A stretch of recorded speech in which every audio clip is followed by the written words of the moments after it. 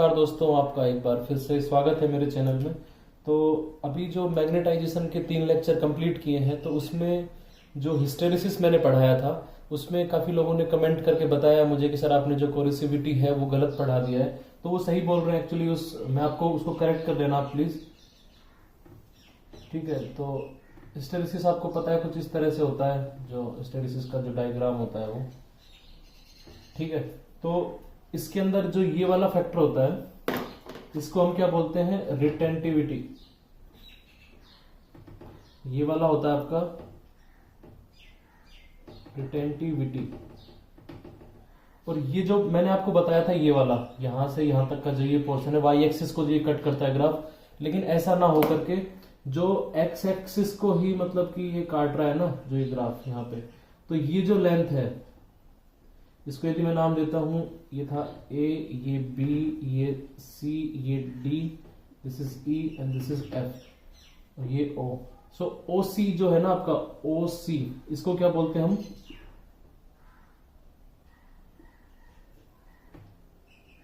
कोर्सिविटी।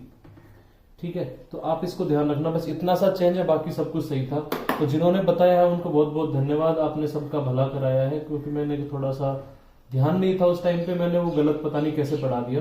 तो ये वाला जो पोर्शन है इसको हम बोलते हैं कोर्सिविटी, ये वाला जो होता है रिटेंटिविटी। मैंने जो क्या बताया था आपको पहले, वो बताया था ये वाली जो लेंथ है ना, ये यहां से यहां तक का जो पोर्शन है इसको बताया था, जो कि गलत था। ठीक है, इसको करेक्ट कर लेना। बहुत बहुत धन्यवाद उन लोगों को जिन्होंने इसको बताया है, ऑब्जर्व किया है, बहुत इंटेलिजेंट लोग हैं वो। ठीक है, तो आज हम पढ़ेंगे ग्रेविटेशन, गुरुत्वाकर्षण। ठीक है, ये मतलब कि एक ऐसा टॉपिक है जो 11th क्लास की एनसीईआरटी में आपको मिल जाएगा। इसको बहुत ज्यादा डीप से नहीं पढ़ना है, इसमें कुछ कुछ चीजें वही इंपॉर्टेंट है। तो बेसिकली इसमें से सवाल आने की चांसेस काफी कम है। 2015 तक एटीसी के अंदर इसमें से क्वेश्चंस आते थे, काफी ज्यादा आते थे, लेकिन आफ्टर 2016 और 2018 का जो एग्जाम था उसके अंदर क्या हुआ कि इसमें से सवाल बहुत ही कम आ रहे हैं, ना के बराबर आ रहे हैं। ठीक है, तो इसको बहुत ही ज्यादा डीपली पढ़ाने की भी आवश्यकता नहीं है, मैं इसको मतलब इंपॉर्टेंट चीजें ही पढ़ाऊंगा इसमें से। ठीक है, वो आपको याद रखनी है, वो इसलिए पढ़ाया जा रहा है कि हो सकता है कि अब की बार थोड़ा पैटर्न चेंज कर दे और ग्रेविटेशन से सवाल पूछ देंगे तो फिर आपको दिक्कत हो जाएगी। ठीक है, इसलिए आप थोड़ा बहुत इसको पढ़ के जाना। ठीक है, तो ग्रेविटेशन एक्चुअली क्या है, ये एक फोर्स है। ग्रेविटेशन जैसे कि आपने अपना नॉर्मल फोर्स होता है, मैंने किसी चीज को धक्का मारा तो इसके ऊपर एक फोर्स लग रहा है, इसी तरह से ग्रेविटेशन भी क्या है, एक फोर्स है जो कि मतलब कि अर्थ के द्वारा या फिर जो ऑब्जेक्ट होते हैं आपस में वो ग्रेविटेशन फोर्स लगाते हैं, जिनके अंदर मतलब कोई भी मास रहता है ना, कोई भी ऐसी वस्तु जिसके अंदर कुछ मास है, जैसे दो ये हैं, ये आपस में एक दूसरे को अट्रैक्ट करेंगे। ठीक है, तो एक फोर्स लगेगा इनके बीच में। ठीक है, इसी को ग्रेविटेशनल फोर्स बोलते हैं। एक होता है ग्रेविटेशनल एक्सलरेशन होता है, जो कि अर्थ की तरफ से कितना मतलब कि उस किसी चीज को खींचने के लिए एक्सेलरेशन लगाया जा रहा है, that is called as gravitation due to earth, जिसको हम जी से डिनोट करते हैं। तो सबसे पहली चीज तो क्या है, ये कैसा फोर्स है, ग्रेविटेशन जो फोर्स होता है ये होता है कंजर्वेटिव होता है। ठीक है, कंजर्वेटिव नेचर का होता है ग्रेविटेशन फोर्स जो होता है आपका। ठीक है, मतलब कि ये ऐसा फोर्स है जब मतलब कंजर्वेटिव फोर्स कौन से होते हैं, जिनके अंदर आप एनर्जी कंजर्वेशन लगा सकते हो ना। एनर्जी कंजर्वेशन जिन फोर्सेस पे आप अप्लाई कर सकते हो कंजर्वेटिव नेचर के होते हैं वो फोर्स। तो ग्रेविटेशन इज ऑल्सो एक कंजर्वेटिव फोर्स होता है। ठीक है, अब इसके अंदर हम पहले बात करते हैं कि इसमें इंपॉर्टेंट जो है वो है क्या, आपका केपलर लॉ है। ठीक है,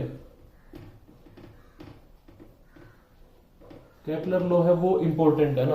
तो केपलर ने बेसिकली जो प्लैनेट्स हैं उनकी स्टडी करी, उसके बाद उन्होंने पाया कि जो प्लैनेट्स हैं वो मतलब कुछ एक ट्रेंड को फॉलो करते हैं, कुछ प्रॉपर्टीज होती है जिनको वो फॉलो करते हैं, कुछ लॉज हैं उनको वो पर्टिकुलर फॉलो करते हैं। तो वही केपलर ने ऑब्जर्व किया और उन्होंने बता दिया उसको मैथमेटिकल फॉर्म में, थ्योरेटिकल फॉर्म में, तो उसको बोलते हैं केपलर्स लॉ। ठीक है, तो केपलर्स लॉ के अंदर आपको बेसिकली 3 लॉ मिलेंगे इसके अंदर। ठीक है, पहला लॉ इसके अंदर होता है लॉ ऑफ ऑर्बिट, ऑर्बिटल या ऑर्बिट जो भी बोलना चाहो। सेकंड इसका अंदर होता है लॉ ऑफ एरिया। ठीक है, एंड थर्ड लॉ है law of time period, law periods बोल सकते हो आप इसको। ठीक है, law of periods. So in Kepler's law, basically Kepler ने 3 लॉ दिए थे, टोटल 3 लॉज, जिनके अंदर फर्स्ट है law of orbital, law of area and the law of periods. ठीक है, तो इन तीनों के बारे में हम देखते हैं। लॉ ऑफ ऑर्बिटल को देखो, शॉर्टली ज्यादा डीप में नहीं जाना है। उन्होंने बताया था कि कोई भी ऐसा कोई प्लेनेट है जो मतलब कि सन के चारों ओर रिवॉल्व कर रहा है, तो वो हमेशा एक इलेप्टिकल पाथ के अंदर रिवॉल्व करेगा। ठीक है, ये पता नहीं कैसा बन गया है अंडे की तरह। ठीक है, तो उन्होंने बताया कि यदि ये एक एक्सिस है उसका, तो ये इसका सेंटर पॉइंट है ओ, सन यहाँ पे कहीं होगा। ठीक है, यहाँ पे सन होगा, और उन्होंने बताया कि जो आपका प्लेनेट होगा वो कहीं यहाँ पे रिवॉल्व कर रहा होगा, इसके चारों ओर इस तरह से घूम रहा होगा। ठीक है, तो लॉ ऑफ ऑर्बिटल में इतना ही जानना है कि कोई भी प्लेनेट जो सन के चारों ओर ऑर्बिट कर रहा है, उसका जो लोकस है, उसका जो मतलब ट्रेजेक्टरी है जिसमें वो कर रहा है ज्योमेट्री, उसको हम क्या बोलते हैं, इलिप्टिकल होती है।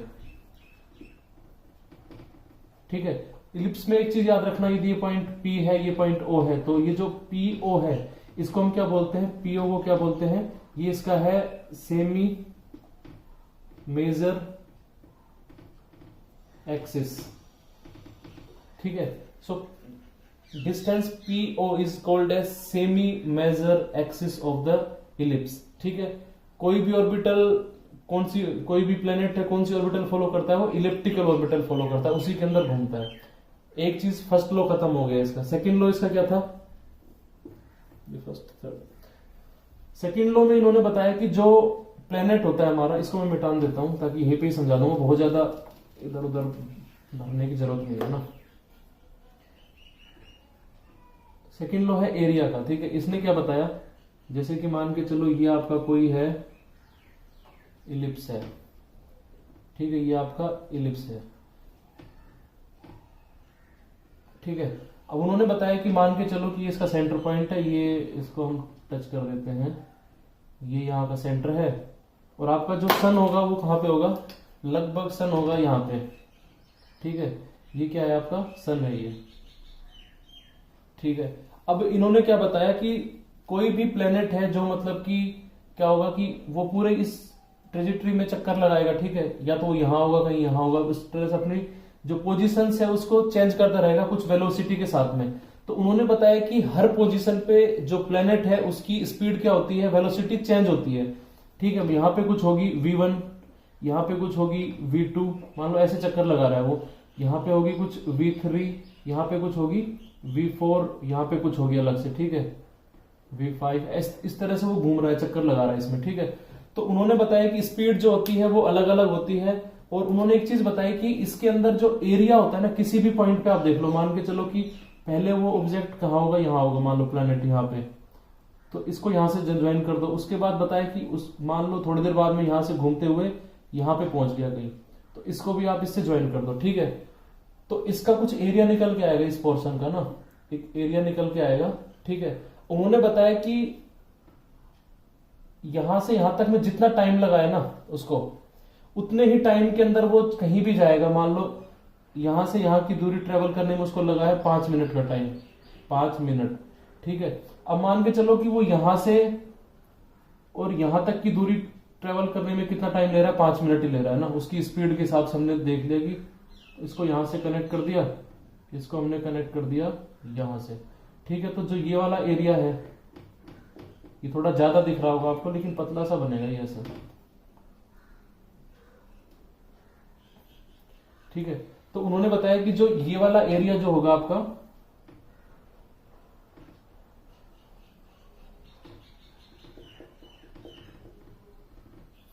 ठीक है, तो ये वाला एरिया जो है और ये वाला एरिया दोनों बराबर होंगे, मतलब कि 5 मिनट के अंदर वो यहां से यहां पहुंचता है और सेम 5 मिनट में यहां से यहां पहुंचता है। ठीक है, तो जब इस सन से इसको एक्सटेंड करके जो निकालते हैं, जो ये डायग्राम बना है, जो ये इनका इस तरफ का एरिया और इस तरफ का एरिया दोनों क्या होंगे, बराबर होंगे। मतलब कि सेम टाइम के अंदर वो जो एरिया बनाएगा इस इलिप्टिकल और सन को मिलाने के बाद में, वो एरिया का होगा, बराबर होगा। ठीक है, तो ये इसने क्या बताया, केपलर ने अपने सेकंड लॉ के अंदर बताया। सेम इसको ऐसे भी देख सकते हो।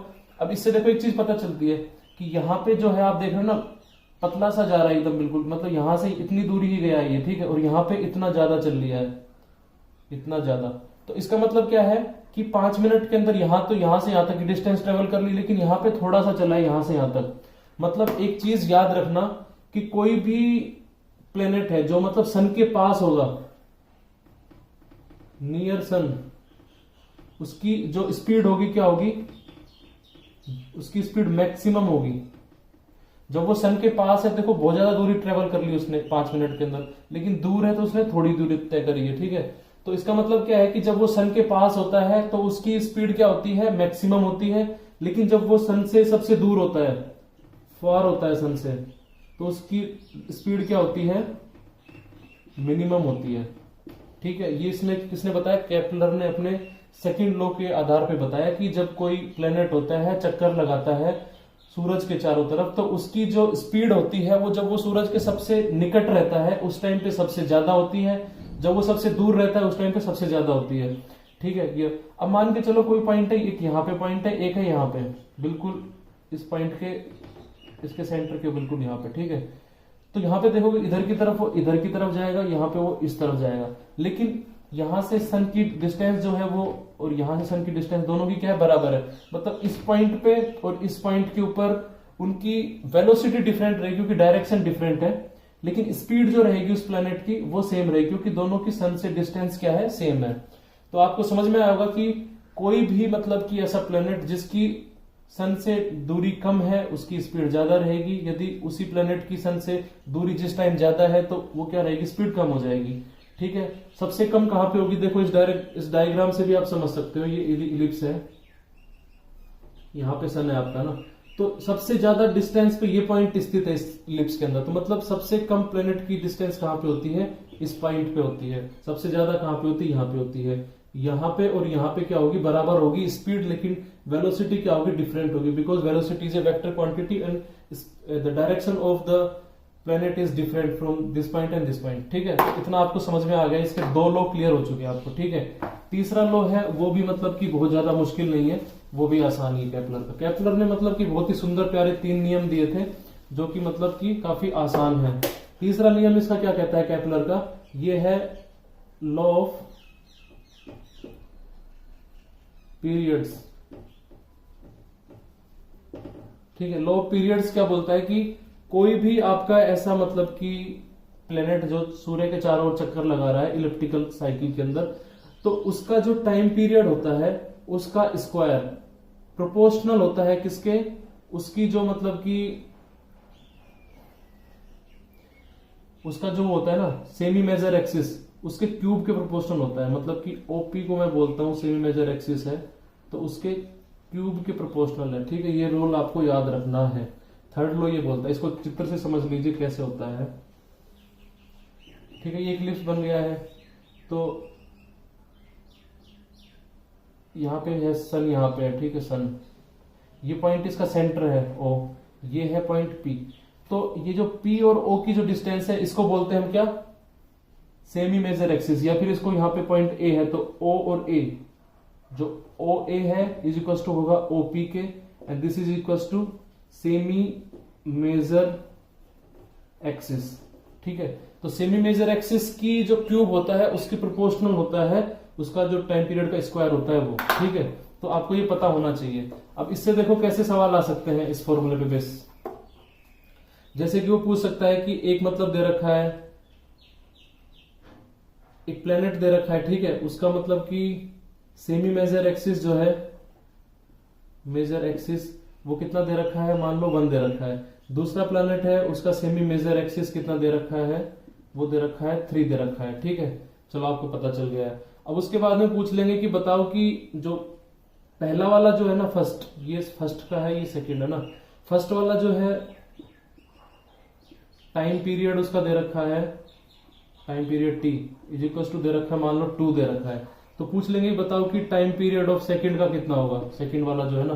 तो हम किससे निकाल देंगे, वो इससे निकाल देंगे, इस फॉर्मूले से। हमको पता है कि जो T2 bye T1 is equal to क्या हो जाएगा, OP2 बाय OP1, ठीक है। ये निकाल देंगे इनका क्यूब और ये स्क्वायर। T2 हमें निकालना है, T1 पता है हमें, ठीक है, OP1 पता है, OP2 पता है, इसमें डालोगे सीधा आंसर आपका आ जाएगा T2। अंडर रूट ले लोगे T2 स्क्वायर का तो T2 आपका निकल जाएगा। ठीक है, इस तरह के सवाल आ सकते हैं। बाकी मतलब कि इससे कोई डिफिकल्ट सवाल आने की चांसेस नहीं है। बस इतना ही आपसे पूछेंगे कि या तो एरिया वाला जो होता है वो किस पे होता है। एक चीज और याद रखना, इसका जो सेकेंड लॉ था कौन सा था, लॉ ऑफ एरियाज। ठीक है, इस पे पूछ सकते हैं, थ्योरेटिकल सवाल आ सकता है। ये किस पे मतलब कि वो करता है, ये है बेस्ड ऑन मोमेंटम कंजर्वेशन। ठीक है, तो केपलर का जो सेकंड लॉ है, law of areas, that is based on momentum conservation, आपको पता होना चाहिए। तो इससे ज्यादा केपलर के लॉ में कुछ पूछ नहीं सकते जो मैंने पढ़ा दिया तीनों। हम बात करते हैं आगे। ठीक है, तो ग्रेविटेशन में क्या था कि न्यूटन जी थे ना, आपको पता ही होगा, वो फेमस है काफी ग्रेविटेशन के लिए। ठीक है, तो न्यूटन ने बेसिकली क्या किया था कि ग्रेविटेशन के लॉ दिया था इन्होंने, यूनिवर्सल लॉ ऑफ ग्रेविटेशन। ठीक है, कुछ लोग बोलते हैं न्यूटन को वहां से पेड़ के ऊपर से एक सेब गिरा था, उसके बाद में पता चला कि ग्रेविटेशन कुछ होता है। तो वो सब फर्जी की कहानी है, बच्चों को थोड़ा सा इंटरेस्ट देने के लिए की जाती है ना। तो इसके अंदर फर्स्ट देख लेते हैं अपन, लॉ ऑफ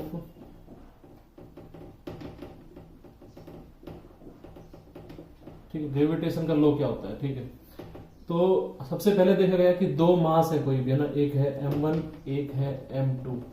तो न्यूटन ने बताया कि जो दो मास होते हैं, कोई भी दो मास है, चाहे वो कितनी ही दूरी पर रखे हो, हमेशा दो वस्तुएं आपस में एक दूसरे को क्या करेंगी, ये इसको इधर की तरफ खींचेगी, ये इसको इधर की तरफ, ये वाला है इसको इधर खींचेगा, ये वाला जो है इसको इधर की तरफ खींचेगा, मतलब दोनों आपस में अट्रैक्ट करेंगे। ठीक है, तो ग्रेविटेशनल फोर्स कैसा होता है, अट्रैक्टिव नेचर का होता है।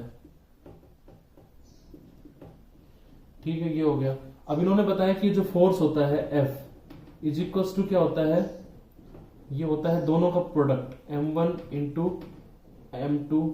ठीक है, डिवाइडेड बाय दोनों के बीच की डिस्टेंस मान लो r है, बाय r का स्क्वायर, ये होता है। ठीक है, और एक फैक्टर आ जाता है यहाँ पे g, इसको बोलते हैं ग्रेविटेशनल कांस्टेंट।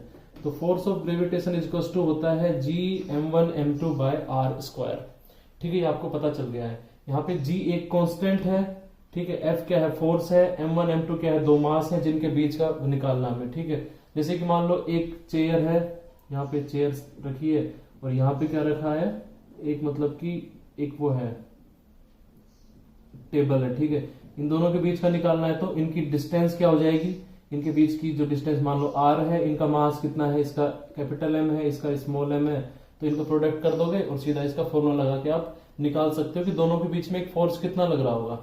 फिर ये चीज आपको पता चल गई है ग्रेविटेशनल फोर्स क्या होता है। ये एक अट्रैक्टिव नेचर का होता है, कंजर्वेटिव फोर्स होता है जो दो वस्तुओं के बीच में लगता है। ठीक है, ये आपने निकाल दिया है। अब उसके बाद में हम देखते हैं, जैसे कि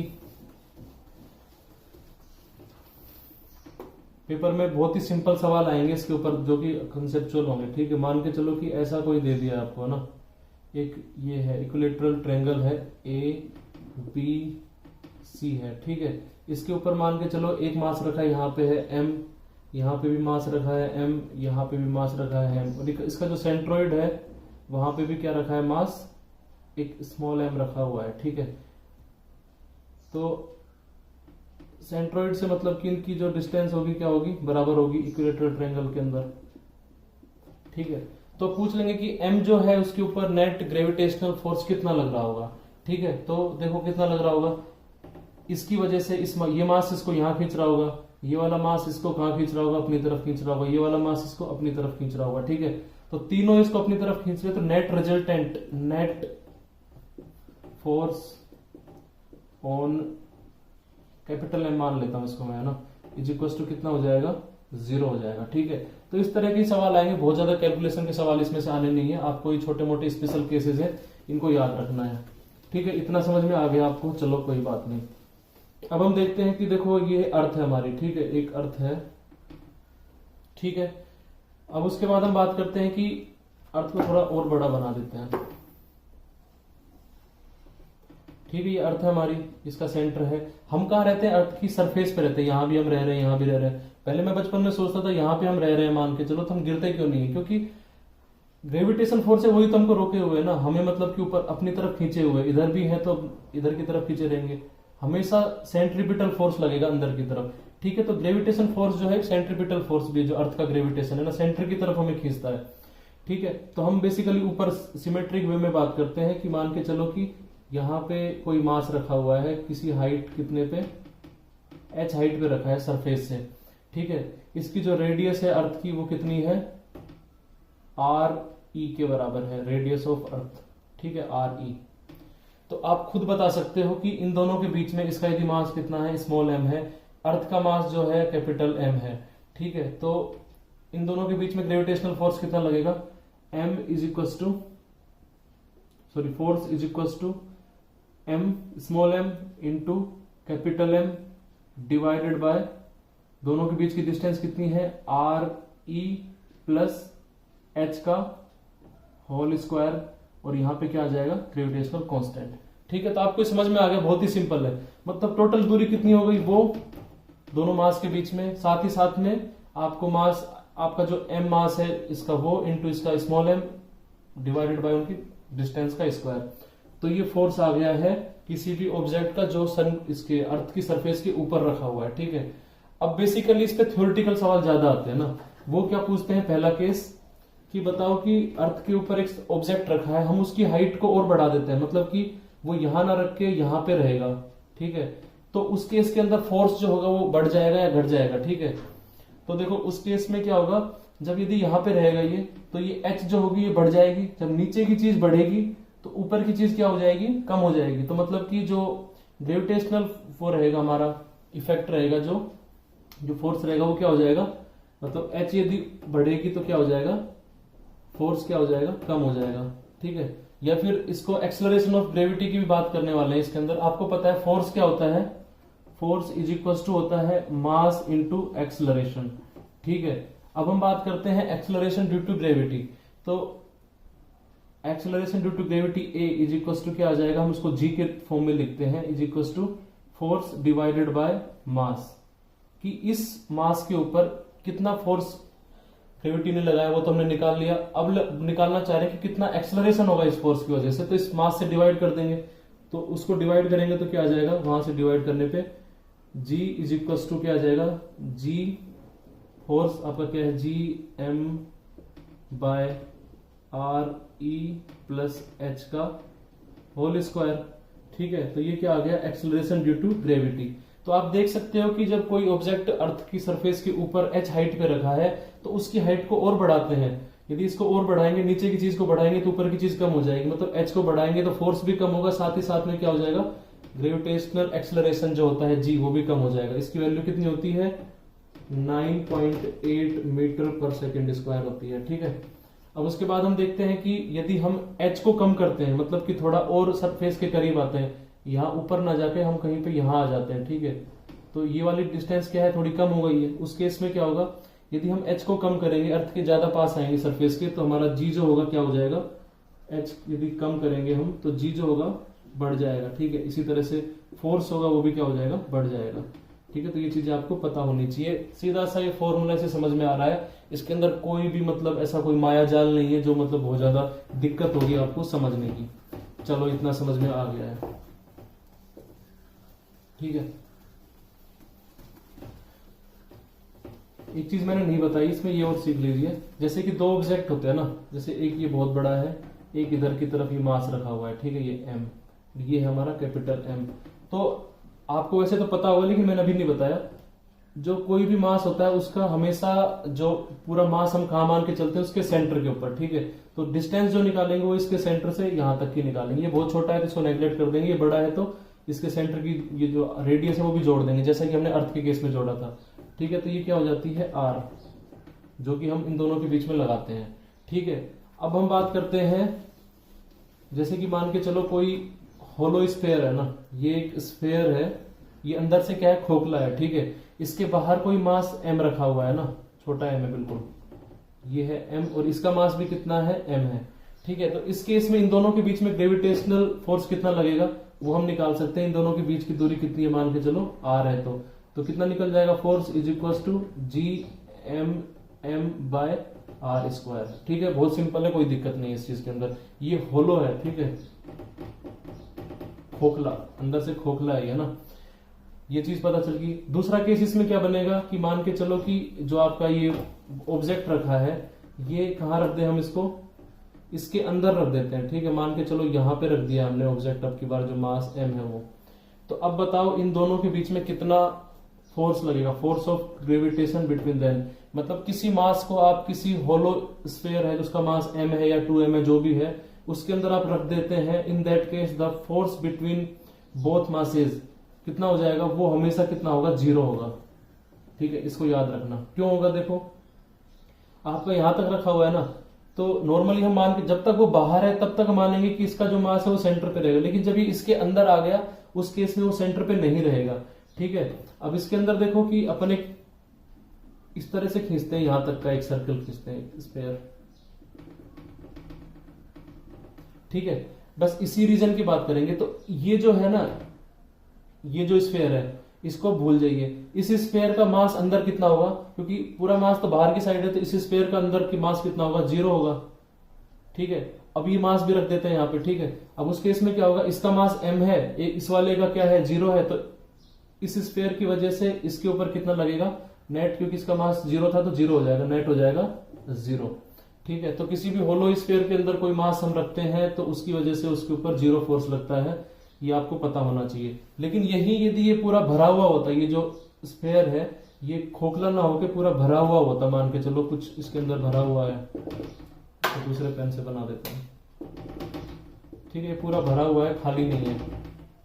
ठीक है, उस केस में क्या होगा कि इसकी वजह से यहां तक का जो मास होगा ना, जैसे कि पूरे का मास m है, तो मान के चलो यहां वाले तक का पोर्शन जो होगा उसका मास कुछ कम होगा, पूरे का m था तो इसका कुछ कम होगा। ठीक है, तो इस वाले मास को निकाल लेंगे कितना होगा, और यहाँ पे जो मास है इन दोनों को मल्टीप्लाई करेंगे तो उस फॉर्मूले के अंदर ये वाली रेडियस लगाएंगे इतनी दूरी, तो वो फोर्स निकल के आएगा। तो सेम केस अब यूज करना है कहाँ पे, अर्थ के इनसाइड यदि हम ग्रेविटेशनल एक्सेलरेशन निकालते हैं तो उस केस के अंदर क्या होगा। देखो ये क्या है, आपकी अर्थ है। ठीक है, कोई आदमी है जब वो मतलब अर्थ के इनसाइड है, मतलब किसी डेप्थ, मान के चलो कितनी है, इसके अंदर डेप्थ d है।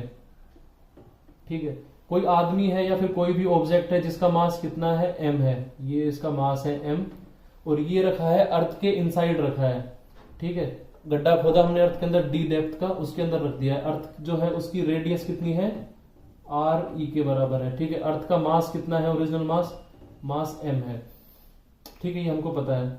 अब हमें निकालना है कि ये जो ऑब्जेक्ट है, ठीक है, इसके ऊपर कितना मतलब ग्रेविटेशनल फोर्स लग रहा होगा। नॉर्मली सरफेस पे g लगता है। ठीक है, अब यहां पे कितना फोर्स लग रहा होगा वो हमें निकालना है इसकी वजह से।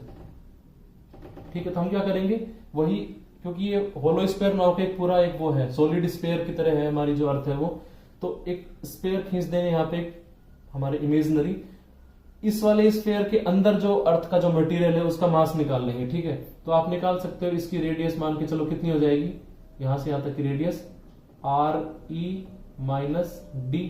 ठीक है, तो इसकी वजह से मास निकाल लेंगे, और इसकी वजह से क्या हो जाएगा, फिर मास इसका पता है हमें, मान के चलो इसका मास कितना निकल के आ गया, m डैश निकल के आ गया। ठीक है, तो हम निकाल सकते हैं g का फॉर्मूला, मैंने बताया था g क्या होता है, g इज होता है capital G into mass of earth divided by r²। तो r कितना हो जाएगा, re - d। ठीक है, इसका स्क्वायर। तो ये हमारा क्या आ गया, एक्सेलरेशन ड्यू टू अर्थ। ठीक है, एक्सेलरेशन भी होता है, यदि फोर्स निकालना होगा तो यहाँ पे m से मल्टीप्लाई कर देंगे, तो इसके ऊपर कितना फोर्स लग रहा है अर्थ के इस पार्ट की वजह से वो हम बता सकते हैं। ठीक है, इतना समझ में आ गया। तो इस g को हम एक्चुअली क्या है कि किसी हाइट, किसी डेप्थ d के अंदर ये g है, तो इसको हम g डैश नाम दे देते हैं। ठीक है, क्योंकि g तो हमेशा होता है अर्थ की सरफेस के ऊपर, सरफेस के ऊपर कितना होता है एक्सेलरेशन, उसको बोलते हैं g, जिसकी वैल्यू कितनी होती है, g इज होता है g into mass of earth divided by में रेडियस ऑफ अर्थ का स्क्वायर। तो ये तो फिक्स है रेडियस ऑफ अर्थ जो है, तो इसलिए g नहीं होगा, इसको g डैश बोलेंगे। तो इसको हम यदि g की फॉर्म में लिखते हैं तो कितना हो जाएगा, ये पूरा सोल्व करने के बाद आता है, इज होता है G dash is equal to G into 1 minus D by R E. ठीक है, ये आता है आपका जो फाइनली आता है, मतलब अर्थ की, ये क्या है, अर्थ की किसी डेप्थ के अंदर ग्रेविटेशनल एक्सेलरेशन कितना होता है। तो मतलब अर्थ के अंदर अपन नीचे जाएंगे तो उस केस में देखो क्या हो रहा है, यदि डी को जितना ज्यादा नीचे जाएंगे मतलब डी जितना बढ़ेगा उसी में ही क्या हो जाएगी, ये वैल्यू क्या हो जाएगी, ये इसमें से कम होगा तो मतलब ये चीज कम हो जाएगी। डी जितना बढ़ेगा ये वैल्यू कम होगी, उसकी वजह से क्या होगा कि ग्रेविटेशन कम हो जाएगा। मतलब कि अर्थ जो है आपकी, अर्थ के इनसाइड आप जितना जाओगे, जितना अंदर जाओगे, मतलब डी जितना ज्यादा होगा उतना ही क्या होगा, जी की वैल्यू कम हो जाएगी। मतलब अर्थ के अंदर आप जितना ज्यादा जाते जाओगे, जितना ज्यादा जाते जाओगे उतने ही मतलब कि जो ग्रेविटेशन फील्ड होता है अर्थ की वजह से वो कम हो जाता है। ठीक है, और जितना मतलब कि आप अर्थ की सरफेस से ऊपर जाओगे, मतलब यहां से भी ऊपर जाओगे तो भी कम होगा, यहां से भी नीचे आओगे तो भी कम होगा। तो इसको एक लाइन में लिख देता हूं मैं, आप इसको याद रख लेना। ठीक है, क्या याद रखना आपको कि अबाउ अर्थ सरफेस जो होता है ना, वो आपका जी क्या रहेगा, जी आप बढ़ाओगे, सॉरी एच को आप बढ़ाओगे तो क्या होगा, आपका जी क्या हो जाएगा, कम हो जाएगा। यदि अर्थ की सरफेस से ऊपर यदि आप हो और वहां पे हाइट बढ़ा रहे हो तो आपका जो जी रहेगा वो क्या हो जाएगा, कम हो जाएगा। ठीक है, दूसरी चीज है इनसाइड, बात करें अपन है ना, यदि हमारा मास है जो इनसाइड रखा हुआ है,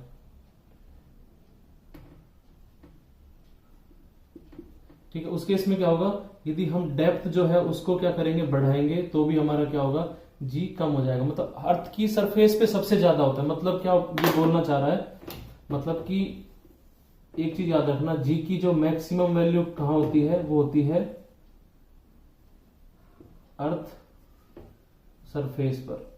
मतलब gravitational acceleration due to earth is maximum at surface of earth. उससे ऊपर जाने पे, नीचे जाने पे घटता है। नीचे जाने पे किस फैक्टर से घटता है डायरेक्टली ये पूछा जा सकता है। तो फैक्टर क्या है, 1 minus D by radius of अर्थ, इस फैक्टर से वो कम होता है। ठीक है, इसको जी से मल्टीप्लाई कर दे तभी तो आता था ना जी डैश, तो इस वाले फैक्टर से वो कम होता है। तो ये आपसे पूछा जाएगा, इससे ज्यादा इस टॉपिक से। तो अब बात करते हैं, एक आता है एक term escape velocity, escape speed. ठीक है, ये क्या होती है, ये वो होती है एक मिनिमम स्पीड जिससे हम किसी पार्टिकल को, किसी सब्सटेंस को या फिर किसी ऑब्जेक्ट को यहां से जिस स्पीड से छोड़े ताकि मतलब कि वो अर्थ की ग्रेविटेशनल फील्ड है उसको क्या कर जाए, उससे वो ऊपर चला जाए, उसके फील्ड, उसकी जो रेंज है उससे बाहर चला जाए। ठीक है, तो उसको बोलते हैं एस्केप वेलोसिटी। तो इसमें बहुत ज्यादा याद नहीं रखना है, एक मिनिमम स्पीड होती है ये। ठीक है, किसी भी ऑब्जेक्ट की, इसको क्या बोलते हैं हम,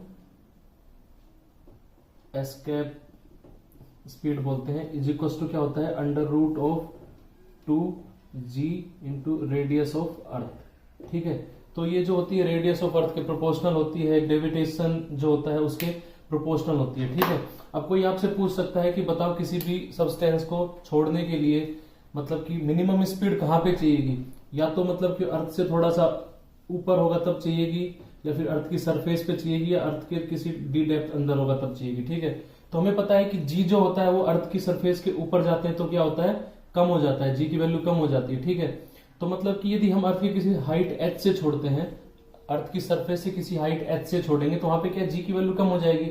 तो ये वैल्यू कम हो जाएगी, मतलब हमें स्पीड भी उतनी ही कम छोड़नी पड़ेगी। तो मतलब हमें उतना ही आसानी से उसको छोड़ सकते हैं कम स्पीड के अंदर। ठीक है, तो अर्थ की तभी देखा होगा ना कि जहां पे हाइट ज्यादा होती है वहीं से सैटेलाइट वगैरह को लॉन्च किया जाता है। ठीक है, तो ये आपको पता हो गया है एस्केप वेलोसिटी का। अब उसके बाद हम बात करते हैं कि जो मून जो होता है, मून का जो ग्रेविटेशनल जो होता है ना जी, वो होता है 1/6 टाइम्स होता है हमारा जो जी ऑफ अर्थ है ना, लगभग। ठीक है, इस वजह से क्या होता है कि जो एस्केप वेलोसिटी होती है मून के जो पार्टिकल्स है उनके लिए, मून का जो ग्रेविटेशनल फील्ड होगा अपना उसका, उसकी वजह से मतलब उसको बाहर निकालने के लिए किसी पार्टिकल को, वहां पे जो एस्केप वेलोसिटी चाहिए वो क्या होगी, कम होगी। सीधी बात है, क्योंकि वहां पे जी की वैल्यू कम है तो इसी वजह से कम होगा। तो नॉर्मली क्या होता है कि मून पे जो पार्टिकल्स होते हैं, ये मान के चलो मून है, इधर कुछ है धूल के धूल है, डस्ट है, इस टाइप से कुछ है ना, एयर पार्टिकल्स वगैरह, तो उसके अंदर क्या होता है कि इनकी एस्केप वेलोसिटी कम चाहिए, क्योंकि इसका जो जी है वो क्या है, मून का काफी कम है, तो इस वजह से एस्केप वेलोसिटी कम होती है। इतनी इनके पास वेलोसिटी होती है, ये लोग मून के एटमॉस्फेयर जो होता है ना, मून का जो ग्रेविटेशन की रेंज है उससे बाहर चले जाते हैं। इसी वजह से ये कारण है कि मून जो होता है उसके ऊपर एटमॉस्फेयर नहीं पाया जाता है, ठीक है, नहीं पाया जाता, क्योंकि उसकी एस्केप वेलोसिटी कम होती है, वहां के पार्टिकल उसको एक्वायर कर लेते, इसलिए वो भाग जाते हैं, वहां टिकते ही नहीं है। लेकिन जो हमारी अर्थ है, अर्थ के ऊपर क्या होता है, अर्थ के केस में अर्थ पे एस्केप वेलोसिटी मून के कंपेयर में 6 गुना ज्यादा चाहिए, जो कि ये डस्ट पार्टिकल्स जो भी होते हैं यहाँ पे, इनके पास वो होती नहीं है, इसलिए यहीं पे रुके रह जाते हैं, कहीं भाग नहीं पाते बेचारे। इसी वजह से क्या होता है कि जो हमारी अर्थ है उसका एक एटमॉस्फेयर होता है जो हमारे लिए इतना मददगार है कि जो सन से यूवी रेज आती है, अल्ट्रावायलेट रेज, उनसे हमें बचाता है। साथ ही साथ में हमारे जो वेदर कंडीशंस होती हैं, मौसम होता है, उसको बनाने में बहुत ज्यादा सहायक है ये। और यहाँ पे क्या है, इसलिए जीवन संभव नहीं है क्योंकि एटमॉस्फेयर ही नहीं है मून के ऊपर, ठीक है। तो बहुत अच्छी है ये एस्केप वेलोसिटी का जो ये टर्म दी है भगवान ने, बहुत ही सोच समझ के बनाई है ताकि यहाँ से एटमॉस्फेयर भाग नहीं सके यहाँ पे, ठीक है। इसकी जो न्यूमेरिकल वैल्यू होती है जो एस्केप वेलोसिटी, क्योंकि ये भी एक कांस्टेंट चीज है, ये भी कांस्टेंट चीज है। यदि अर्थ की सरफेस पे बात करते हैं, सरफेस से किसी को छोड़ रहे हैं, तो उसके लिए वी एस्केप जो होगी कितनी होगी, इज इक्वल टू 1.2 किलोमीटर पर सेकेंड। मतलब इस स्पीड से किसी पार्टिकल को आप भेजोगे तभी वो अर्थ के ग्रेविटेशन को वो कर पाएगा, अदरवाइज वो नहीं कर पाएगा, ठीक है। तो वी स्केप की वैल्यू भी पता चल गई आपको, और आपको मतलब ये फॉर्मूला पता चल गया इसका वेलोसिटी निकालने का। इससे ज्यादा इस टॉपिक में से पूछा नहीं जा सकता है। इस पे एक लेक्चर और लूंगा मैं, टोटल 2 लेक्चर का होगा ये ग्रेविटेशन। अभी ये लेक्चर 1 था, ठीक है। बहुत बहुत धन्यवाद, नमस्कार।